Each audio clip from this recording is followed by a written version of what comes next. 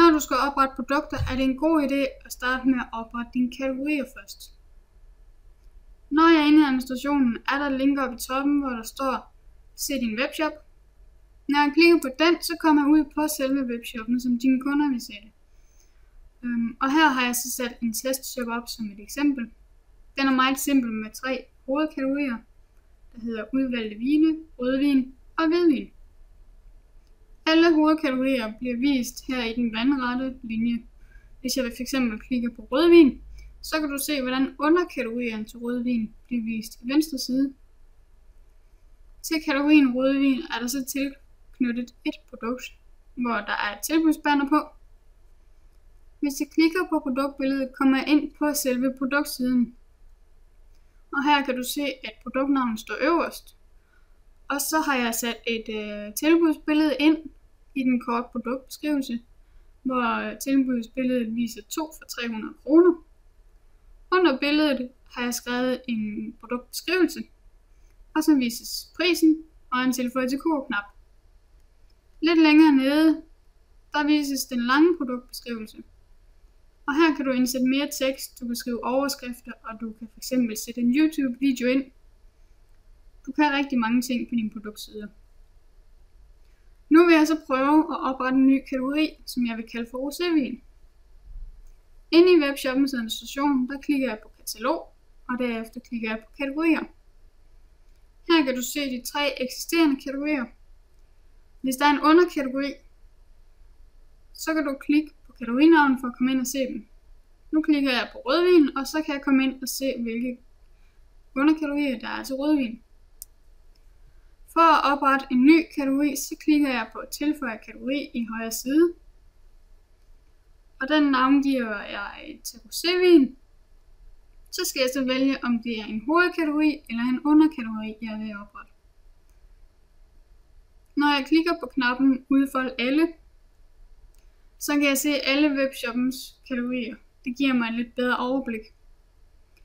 Som standard er nye kategorier altid tilknyttet forsiden. Det betyder, at kategorien bliver en hovedkategori, og dermed så bliver den vist i den vandrette menu. Hvis jeg gerne vil lave en underkategori, så kan jeg fx markere rødvin, og så bliver det en underkategori hertil.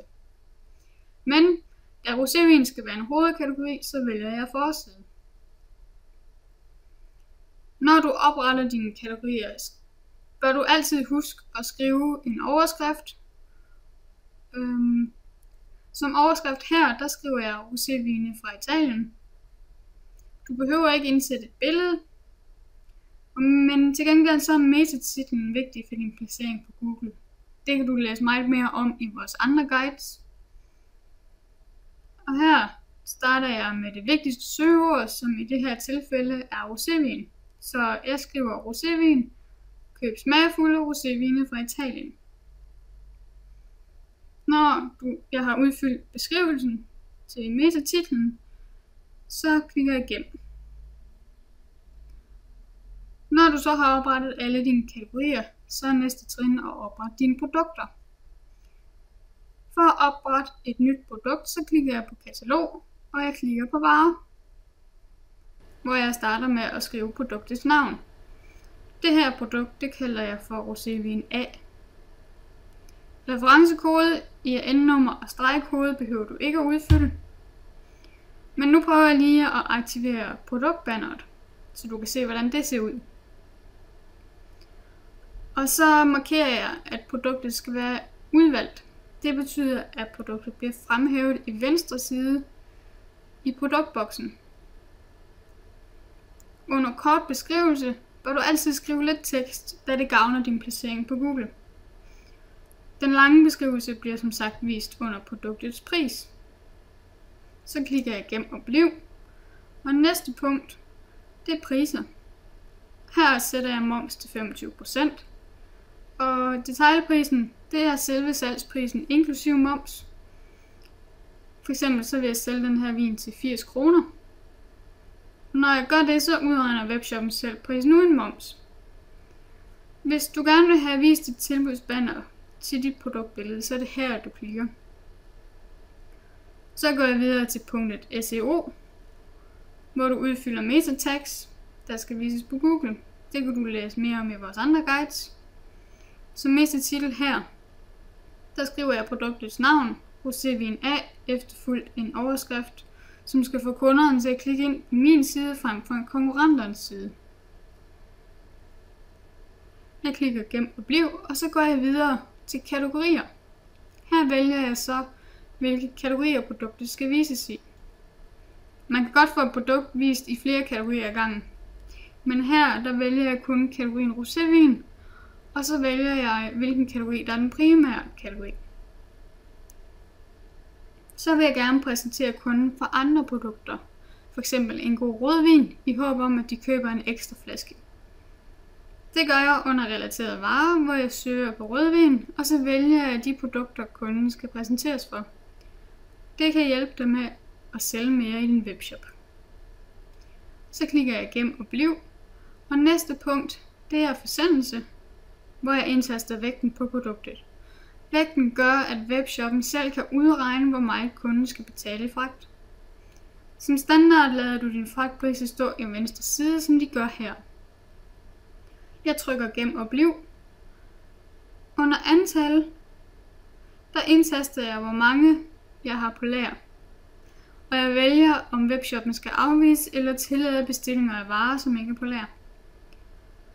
Her vil jeg eksempelvis indtaste en længere leveringstid, når varen ikke er på lager, og derfor så skriver jeg leveringstid 10-12 dage. Jeg trykker gem og bliv, og så går jeg videre til billeder. Under billeder klikker jeg tilføj filer, og så vælger jeg billedet, der skal vises på produktsiden.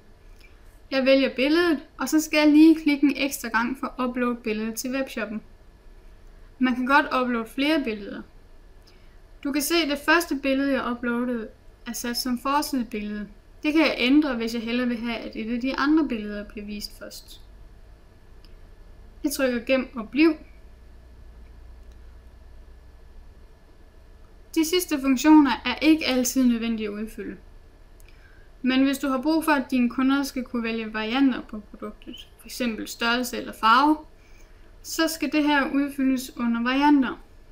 Jeg vil anbefale, at du gør det efter, at billederne er uploadet, fordi så kan du tilknytte et billede til hver variant, f.eks. hvis du har et billede af en gul t-shirt og en blå t-shirt. Men herinde kan du så oprette varianterne en af gangen, eller du kan klikke på produktkombinationsgeneratoren, hvor du hurtigt kan kombinere mange farver og mange størrelser på en gang. Og det var så det. Sådan opretter du et produkt i webshoppen. Så lad os lige gå ud på selve webshoppen og se, at der er kommet en ny hovedkategori. Den nye kategori hedder rosévin. Rosévin A er også blevet tilføjet i venstre produktboks, fordi vi valgte at markere, at produktet er et udvalgt produkt. Og så kan du samtidig se produktbanneret, hvor der lige nu står populær. Du kan selv bestemme, hvilken tekst der skal stå, og du kan selv bestemme farven på produktbanneret. Hvis du så klikker ind på produktet, så kan du se de produktbilleder, vi lige har uploadet, og de kan vises i stor. Det er altså rigtig nemt at oprette produkter i webshoppen, så dine kunder kan lægge det i kurven. Og skulle du få brug for hjælp, så må du meget gerne skrive til os på support@danhost.dk. Og husk at tilføje Danhost på YouTube, så du får besked, når vi lægger nye videoer op.